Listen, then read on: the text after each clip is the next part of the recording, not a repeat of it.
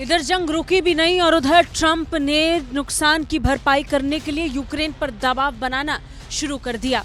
$350 billion के बदले America अब $500 बिलियन पर नजर टिकाए हुए है। वो $500 बिलियन जो यूक्रेन के साथ एक ऐतिहासिक डील के साथ ही अमेरिका की उस जिद को पूरा कर देगा जिसमें अब तक युद्ध में हुए खर्च की भरपाई हो सकती है।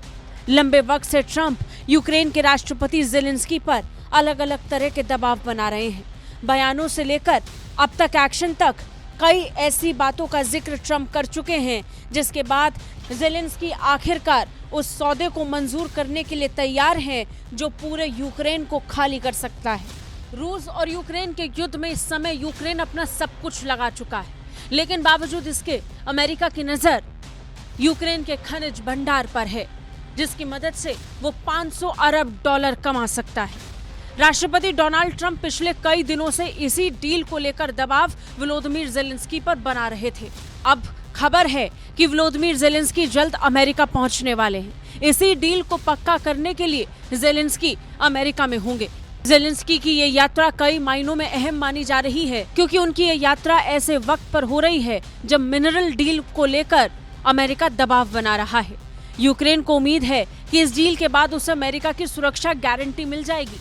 ट्रंप ये कह चुके हैं कि जब तक ये मिनरल डील यूक्रेन नहीं करेगा तब तक अमेरिका सुरक्षा का आश्वासन यूक्रेन को नहीं दे सकता।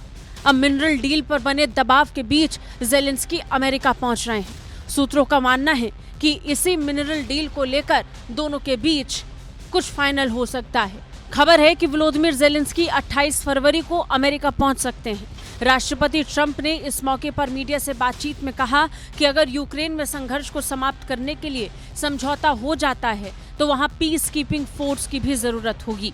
सुरक्षा गारंटी या अतिरिक्त सैन्य सहायता भेजने के बारे में अमेरिका की तरफ से कोई ठोस आश्वासन दिया गया है या नहीं, इसके बारे में अभी कुछ स्पष्ट नहीं है। ये कहा नहीं जा सकता कि ट्रंप आगे यूक्रेन को सैन्य मदद देने वाले हैं या नहीं, लेकिन यूक्रेन अब भी मदद की उम्मीद में है।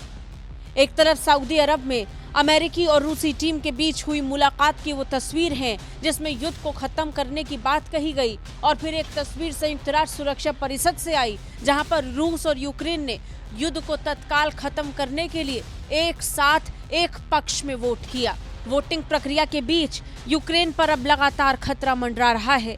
ऐसे में ज़ेलेंस्की के पास और कोई विकल्प नहीं कि वो अमेरिका की शर्तों को मान ले। आपको क्या लगता है? कमेंट करके जरूर बताएं। ब्यूरो रिपोर्ट, भारत तक।